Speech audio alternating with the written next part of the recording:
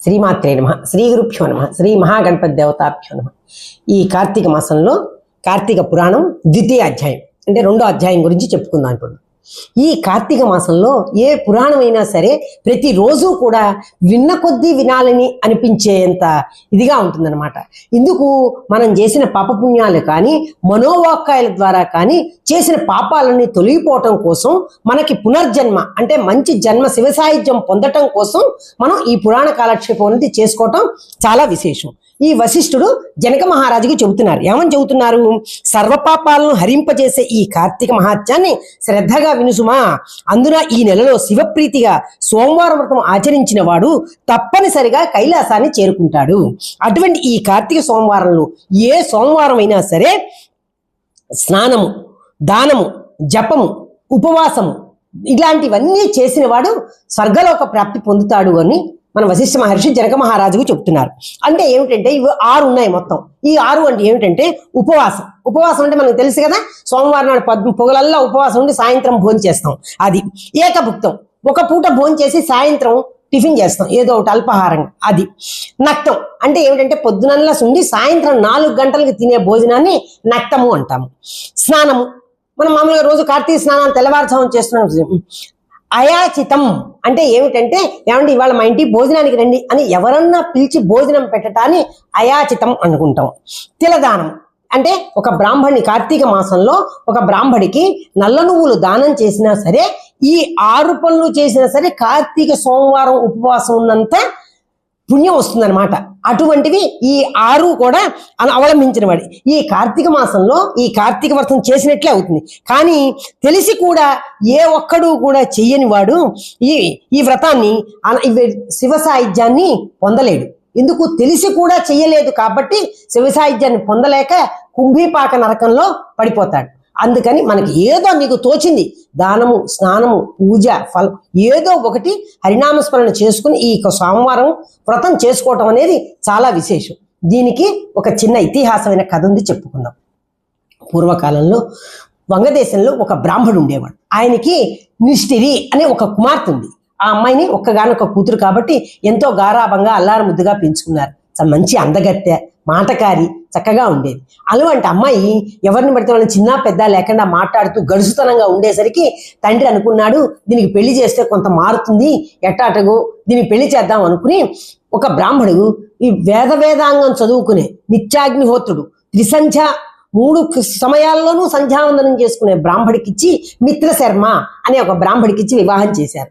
ఆ వివాహం చేసిన తర్వాత కొన్నాళ్ళు బాగానే ఉంది. తర్వాత అక్కడి నుంచి కూడా దీని పద్ధతులు అవి ఏం మారలయ్యేవాడికి. ఎవరికి? ఈ నిష్ఠిర అనే అమ్మాయికి. మారకపోయేసరికి అత్తగారిని ఏమిటి, మామగారిని ఏమిటి, భర్తని ఏమిటి చిన్న పెద్ద లేకుండా మాట్లాడుతూ నానా ఇదిగా చేసేసరికి అత్తమామలకి తలంపు వచ్చేసి, అమ్మ నువ్వు మా ఇంట్లో తగ్గదానికి కాదు, మీ తిప్పలు మీరు పడండి, మా ఇంట్లో ఉండటానికి వీల్లేదని మొగుడిని పెళ్ళాన్ని బయటికి తోసేశారు.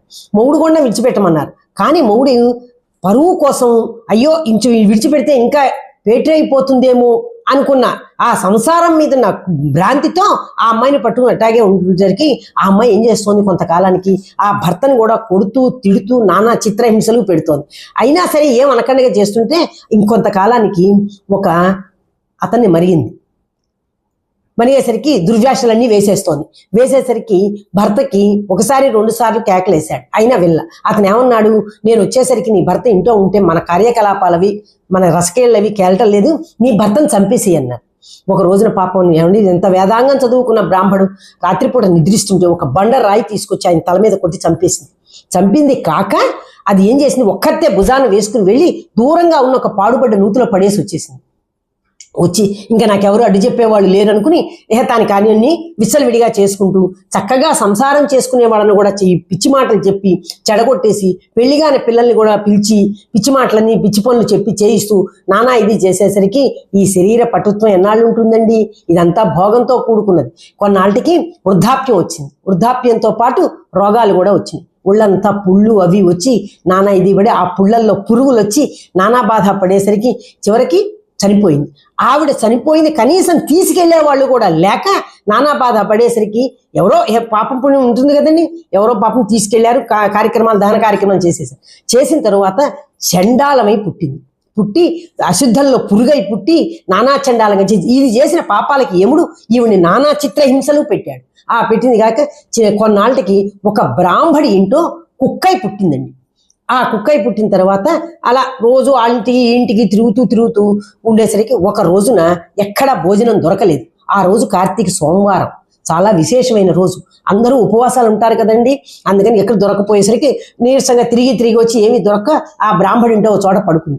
ఆ బ్రాహ్మడు వాళ్ళ ఇంట్లో అందరూ పగలల్లా ఉపవాసం ఉండి సాయంత్రం గుడికి వెళ్ళి చక్కగా దేవతార్చన అది చేసుకుని భోజనం చేసి, భోజనం పెట్టే ముందండి ఒక గుప్పెడు అన్నం బయట పెడితే ఎవరో ఒకళ్ళు బలిహారణ అంటారు దాన్ని, గుళ్ళల్లో కూడా అక్కడ ఇస్తూ ఉంటారు. మన ఇంట్లో ఒకటి ఇతను ఏం చేశాడు, ఒక గుప్పెడు అన్నం తీసుకెళ్ళి ఆ బయట వదిలేసి ఇంట్లోకి వచ్చి భోజనం చేద్దాం, కళ్ళు చేతులు కడుక్కుని లోపలికి వచ్చి భోజనం చేద్దాం అనుకునేసరికి ఓ మానవా అని పిలిపినప్పుడు ఎవరా నన్ను పిలుస్తున్నారని ఇట్లా వెనక్కి తిరిగి చూస్తే ఎవరూ లేరు, అక్కడ కుక్క తప్ప ఎవరు లేరు.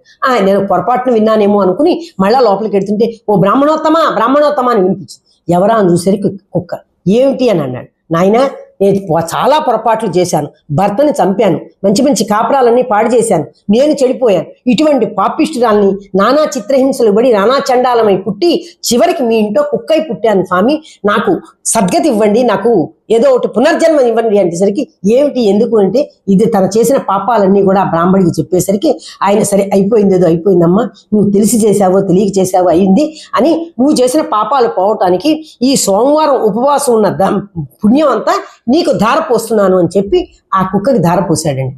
మనం చేసిన పాపాలండి మనమే అనుభవించాం, మన ఇటు 7 తరాల వాళ్ళు అటు 7 తరాల వాళ్ళకి కూడా వస్తుంది.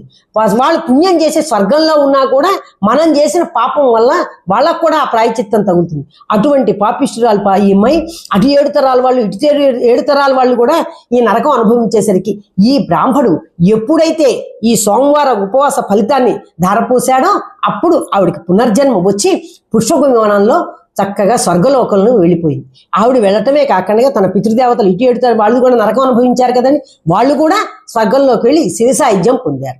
అటువంటి ఈ కార్తీక సోమవారం ఉపవాసం ఉండటము, ఈ దానాలు ధర్మాలు పూజలు విశేషం ఇచ్చుకోవటం అంత పవిత్రము అంత మహిమాన్వితమైంది. కాబట్టి ఈ కార్తీక మాసంలో ప్రతి ఒక్కళ్ళు స్నానము దానము జపము పుణ్యం పురుషార్థం అనేది చేసుకుని ఆయురారోగ్యాలతో ఉండి ఆ శివసాయుధ్యం పొందాలని సదా ఆ భగవంతుడిని ప్రార్థిస్తూ దామోదర దేవతార్పణమస్తు. స్వస్తి.